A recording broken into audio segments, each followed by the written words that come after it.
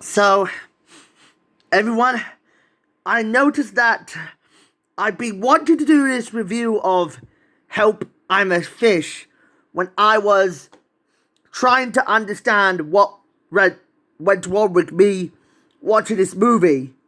So, it was a Danish, German, Irish, hand painted science fantasy musical film that was directed by Stefan Fjeldmark, Greg Manwaring, and Michael Hegner, and it was written by Stefan Fjeldmark himself, and along with Karsten Killerich, John Stefan Olsen, and Tracy J. Brown, and it stars these actors, Alan Rickman, Terry Jones, and we had Aaron Paul, and we had Jeff Pace, Michelle Westerson, and David Bateson, and Frank Welker, and John Payne, Tara Roffery, Pauline Newstone, Richard Newman, Scott McNeil. That I knew him in Inuyasha and, in Jargo, go figure, but I've learned that this film, long before we had Ruby Gilman, Teenage Kraken, the film is mostly about those three characters, the humans, Fry, Chuck, and Stella. They get turned into fish by drinking a potion from Professor McCrill himself, and what was up had to come down from a funny moment that they get turned into fish when they were sunk on the deep blue sea, and that's where they met that somewhat crazy idea of what I can imagine. I imagine the film's main antagonists, the main antagonist himself being that weird-looking pilot fish called Joe. He was turned into snakefish.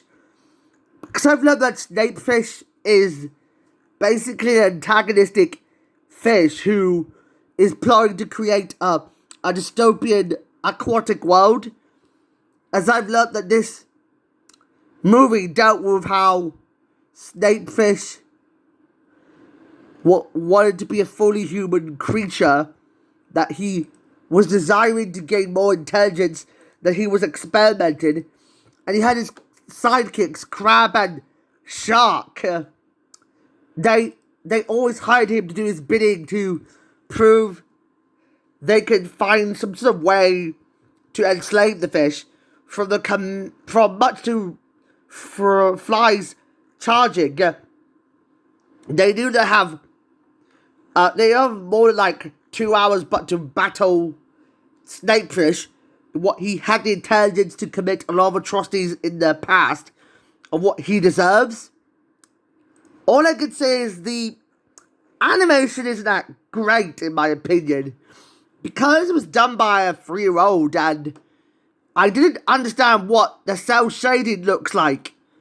Because, back then in 2006 in Canada, they had to call it a fishtail, and I didn't seem to like the title at all, but those were like the cons. But the pros is that I had nothing against the soundtrack that was released in the United Kingdom, and that was pretty solid but decently brilliant.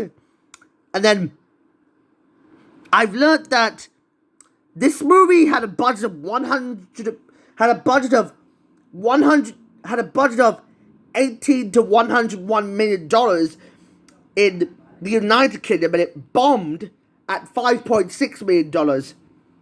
As I noticed that the problem with the whole lemonade problem is that the movie itself isn't that really great when it comes to oil tankers, water pumps, and seawater intake pipes polluting the ocean. When it comes to climate change, this movie got released on, specifically it was August 10th, 2001 in the UK, and I didn't seem to like this movie at all. It's not as good as the original draft from 1996. Since then, both Flying Chuck were originally called Swifty and Bert, and Snape was going to be a comedic figure with a nasally New York accent, and McCreel said that turning people to fish was an accident that was supposed to have a different purpose, involving around humans giving fish-like capabilities, what they wouldn't turn them into fish entirely.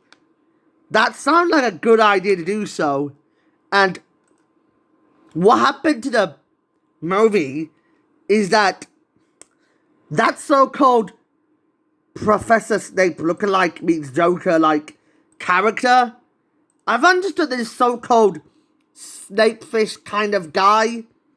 I understood what the heck was a snakefish, as I know before we had an entire backstory, because I've learned that Alan Rickman stepped down from portraying Lord Farquaad from Shrek, even though I cast this character, Professor Severus Snape, into my casting video with Yasha to be Lord Farquaad. It sounds really fitting, but that was okay, and from this moment I realized what the heck was a snakefish, because I didn't understand why was this a huge take that to not judge a book by its cover. If they wanted to build the world of Shark Tale, which I thought it was bad enough, this one just takes the cake to a really bad level that I find it too uninspiring, and it's sort of not that different, but well, there is some importance about why Snape's importance in this movie wasn't a perfect idea to save the film company from going bankrupt. As I noticed that company called, TV2 Denmark, along with Munich Animation, Terracliff Interactive Studios, and Eve Entertainment, and A-Film Apps, and it was distributed by Nordisk Film and Kilowelt in Denmark and Germany, but it never had an actual American film distributor at all. But I never understood what went wrong with this movie. But on that final twist in the knife is that I needed to give what is the best opportunity to give this movie a review. I'd say my money is on free. So this movie gets a ridiculous 3.3 out of 10. There you go. I have to give this movie a 3.3 out of 10 because I didn't seem to like it at all. But yeah, that's all I can say about this movie. So, bye.